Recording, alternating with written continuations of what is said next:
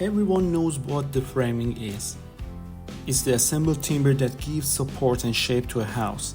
People look at a partially built house and say, yeah, that's the framing. But most people's knowledge of framing stops right there. They couldn't name many of individual components that they are seeing or tell you what those pieces are for. I've always believed that this puts them at a disadvantage in contracting situations.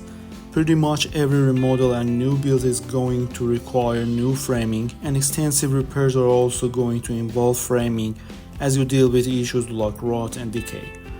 In these situations, you want to be able to understand what your contractor is telling you, and the first step is understanding terminology. So in this video, I'm gonna quickly run you through what all those individual framing members in a house are called.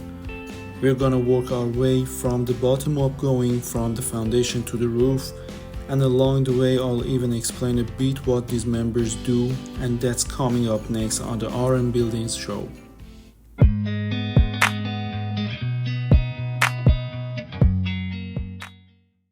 I want to make something clear before we get this video started.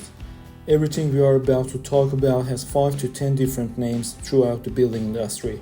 It changes wherever you are at. Whatever your boss calls it, that's what it is.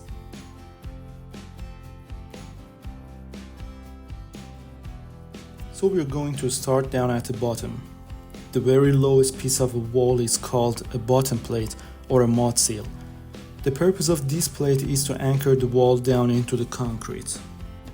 We drill a hole through our bottom plate when we are plating for where that anchor bolt goes, and then we tighten down that anchor bolt and it fastens this wall to the concrete.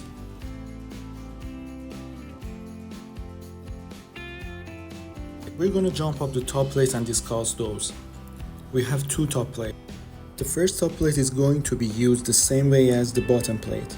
You're gonna nail through the first top plate into the studs. After the wall is complete, you're gonna go ahead and put the second plate. The second plate is done for a few reasons. It ties walls together, and also it is for load bearing purposes. So when we pull our layout, some of the trusses will land on top of the studs, but others don't. The reason we have those double plates is to prevent the top plates from sagging. If we only had a single plate, that truss and the weight of the roof could push down through that fairly easy. So we have double plates for load bearing purposes to carry the roof.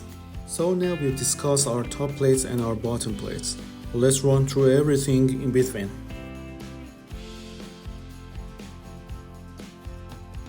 The stud runs top to bottom full length, no breaks in it at all. The purpose of a stud is to construct a wall. The studs are used to carry the weight from above and push it all the way down to the bottom plate.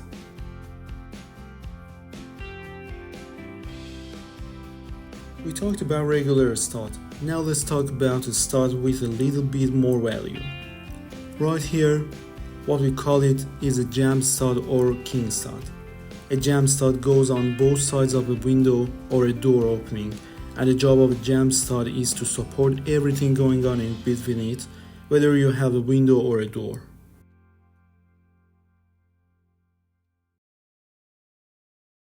After talking about jamb stud, let's talk about what's in between. So underneath our double plate, we have what we call jack stud or top cripples. They are just like a typical stud, except for they don't run all the way through.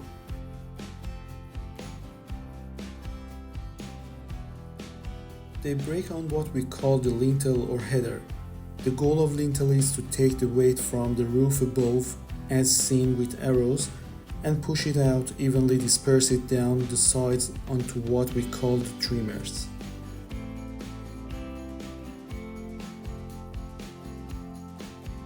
The sill is installed under a window. The window rests on a sill for support. Window sill trimmer forms a fixing point for a window frame, and also it is the top fixing for any jacket studs.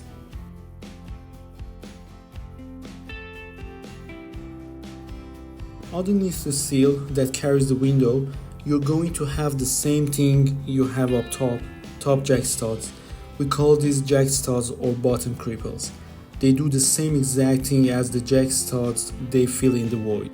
The job of the bottom jack studs is the same as the top one.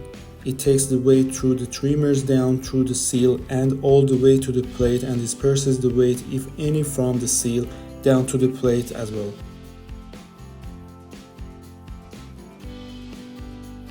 Now I want to talk about nogging or blocking. The purpose of nogging is to create a nice solid wall. The nogging keeps all studs firmly straight. Also, it helps with keeping the wall nice and rigid as well. It's a wrap, guys. I hope you were able to take something away from this video, whether it be something as simple as bottom plates are anchored to concrete or top plates are used for load bearing purposes. I appreciate all your feedback. If you enjoyed this video, big thumbs up, subscribe button down below. See you next time.